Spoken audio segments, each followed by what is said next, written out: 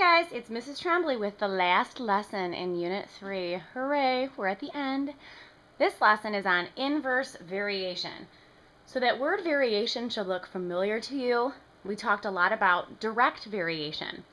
And if you remember direct variation or a directly proportional relationship or just proportional relationship, all kinds of different names for the same thing. But when you had direct variation, the graph was a straight line.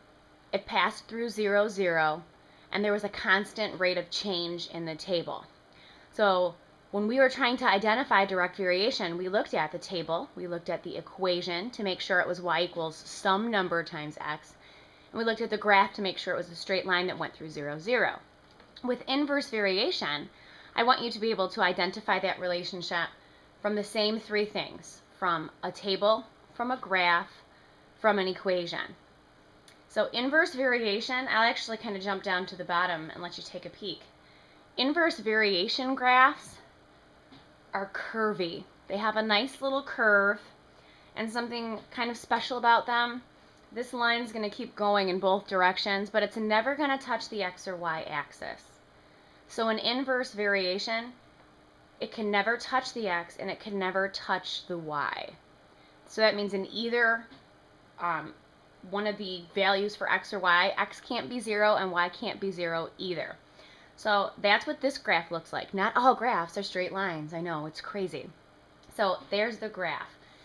In an equation for inverse variation, zoom in a little bit so you can see. I'm sure you have your paper in front of you anyhow, but the equation form of an inversely proportional relationship, inverse variation, is y equals some number k divided by x. So if you see an equation solved for y, y is on one side by itself, with an actual number, it's not going to be the letter k, k gets replaced with a number, over x, where k is not 0, that means, yep, we've got inverse variation going on. Alright, so identifying inverse variation from a table is really a piece of cake. Basically, if you can take x times y and get the same constant value every single time, it means inverse variation. And I don't know if you're thinking this or not, but why is there a different equation here? I just told you that inverse variation is y equals k over x, and now all of a sudden I'm telling you x times y equals k. If you take this equation, xy equals k, if I solved this equation for y, this is a multiplication equation, right? X and y are being multiplied together. You undo multiplication with division. So if I wanted to solve for y, which you do, you want y by itself on one side, all I need to do is divide y by whatever it's being multiplied by. So this time it's not a number, it's a letter. That's okay. We'll divide this side by x. X divided by x is 1, no matter what it is. A number divided by itself is 1. Y is left. Whatever you do to one side, you do to the other. And yes, I am left with y equals k over x. So these two equations really represent the same exact situation. It's just easier to look at it this way when you're looking at a table. So when you're trying to identify inverse variation from a table, take x times y and see if you get the same amount, and this is the same as this. So take a look. X times y. These are all my x values. These are all my y values. 1 times 36 is 36. 2 times 18, yup, 36. 3 times 12, again, it's 36. 4 times 9, yes, 36. So we see that when we take x times y, we get k every single time. We get the same amount. We can actually go one step further and write an equation for this table. If we know that y equals k over x, and that k is the amount you get every time when you take x times y, all I would need to do to write an equation is replace this k with a 36, and my equation would be y equals 36 over x. So yes, this table does show inverse variation. Let's look at the second table and see if this one does too. Alright, when looking at a table, the first thing you should do to see if it's inverse variation, multiply x and y and see if you get the same thing. 1 times 12 is 12. 2 times 6 is 12. 3 times 4 is 12. 4 times 3 is 12. So does this show inverse variation? It sure does, because when you take x times y, you get the same amount every single time. Equation form, this 12 is now my k, and if y is equal to k over x, that means y would equal 12 over x. It's that simple to write an equation for one of these tables. That's why we save this for last, the best for last, right? Okay, so now I want you to be able to identify inverse variation from an equation. And you've seen that the equation of an inversely proportional relationship takes the form of y equals k over x. So if you get an equation and it's not solved for y, before you say, no, that's not inverse variation, before you do that, solve your equation for y. Do some rearranging, use your solving equation skills, and then determine. So look at this first example. This first example, it's an equation that's already solved for y, and it's y equals some number divided by x. We don't have to do a thing. This is inverse variation. It's in the form of y equals some number divided by x. We're good. Now when you look at the second equation, it says x times y equals 2. This isn't solved for y. Maybe we're a little uncertain if this is inverse variation or not. So let's solve it for y. X and y are being multiplied together. To undo multiplication, I divide.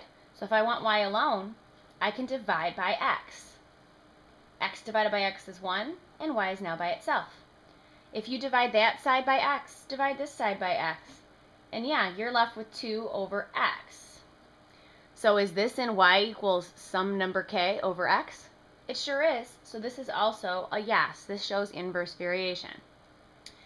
Take a look at the last one. I have y divided by 5 equals 6 over x. Little unsure, y is not by itself.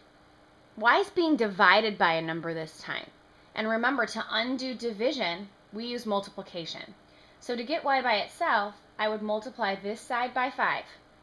And you remember before, we can cross cancel those 5s. You end up with y divided by 1, which, yes, is y. And if you multiply this side by 5, we need to multiply this side by 5. So even though there's a letter there, we're still multiplying fractions. Put the 5 over 1.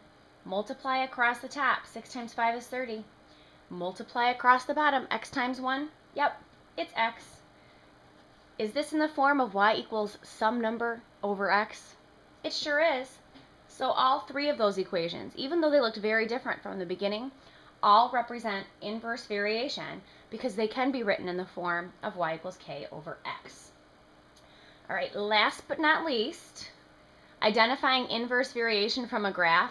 Well, I already told you that the graph of an inverse variation relationship or an inversely proportional relationship, the graph is curved. So both of these graphs do show inverse variation. What I'd like you to be able to do is to write an equation of this graph. So if you recall, I'm sure you do from the last section that we just covered, that y equals k over x is the form of the equation, right? Okay, so y equals k over x. Any idea how we can figure out what number to replace k with? Let you think about that for a moment. Is that a long enough moment? I don't want the uncomfortable silence. Do you remember that x times y equals k? If you look back up to your table, it says that when you take x times y in your table, you always get the k amount. Well, in this table, when x is 1, y is 36. When x is 2, y is 18. When x is 3, y is 12. If I were to graph those, wouldn't those be ordered pairs on a graph? They would. So basically, when you have your ordered pair, 136, all I need to do is take 1 times 36 and I have my k. Just like this ordered pair would be 218, when you take 2 times 18, you get the 36, you get the k. So when you look at this graph, writing an equation is as simple as this is my x value, this is my y value for an ordered pair. Just multiply them. Take x times y. 1 times 5 is 5. That means the equation for this graph would be y equals 5 over x. And you're done. Last one. This is inversely proportional. I can tell by looking at the graph. I want the equation. I know I can write it in the form of y equals k over x. To get k is equal to x times y, right? Here's an ordered pair. X is 3, y is 2. So to find the k, all I need to do is take 3 times 2. So my equation for this graph would be y equals 3 times 2 is 6 over x. And voila, you are done. I'll see you tomorrow.